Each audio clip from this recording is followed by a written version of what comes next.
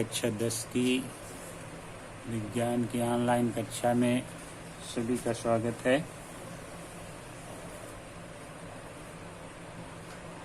आज हम रक्त यानी रुधिर या ब्लड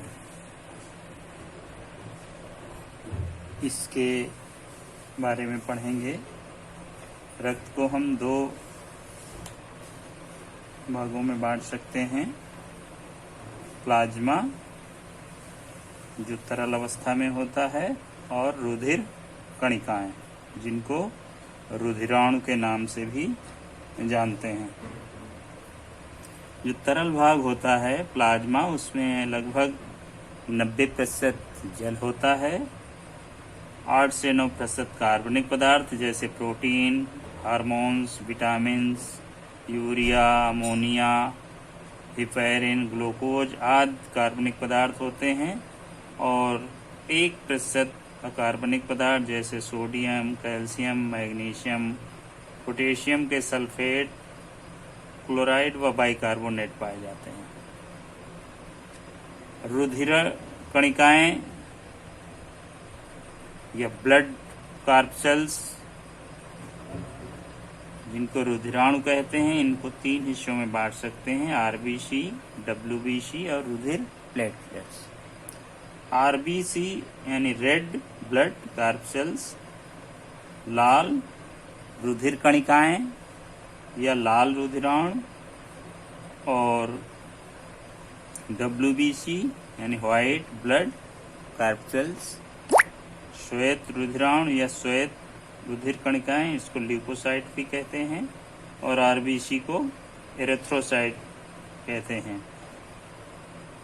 रुधिर प्लेटलेट्स, इनको रुधिर बिंबाणु भी कहते हैं। आपने ये सुना होगा कि जब डेंगू का बुखार हो जाता है तो प्लेटलेट्स कम हो जाते हैं, वो यही हैं। इनका मुख्य कार्य है रुधिर का थक्का बनाना। लाल रुधिराणुओं में हीमोग्लोबिन पाया जाता है और इसी के कारण ये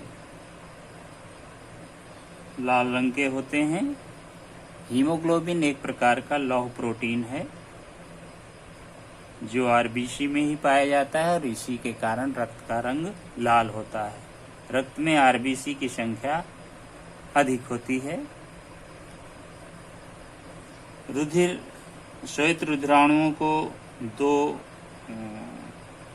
प्रकार कर सकते हैं: कणिकामय और कणिका रहित। कणिकामय रुधिर कणिकाएं, श्वेत रुधिर कणिकाएं बेसोफिल, इस्नोफिल और न्यूट्रोफिल। कणिका रहित लिम्फोसाइट्स और मोनोसाइट्स।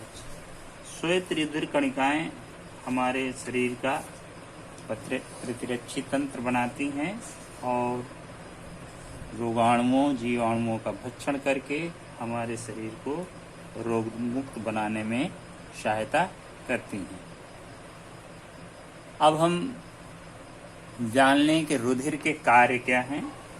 रुधिर के प्रमुख कार्य हैं जैसे ऑक्सीजन का परिवहन करना, कार्बन डाइऑक्साइड का परिवहन करना, पोषक पदार्थ जैसे ग्लूकोज, अमीनो अम्ल, वसीय अम्ल और ग्लिसरॉल का परिवहन करना, विभिन्न प्रकार के उत्सर्जी पदार्थों का परिवहन करना, शरीर के ताप का नियंत्रण करना,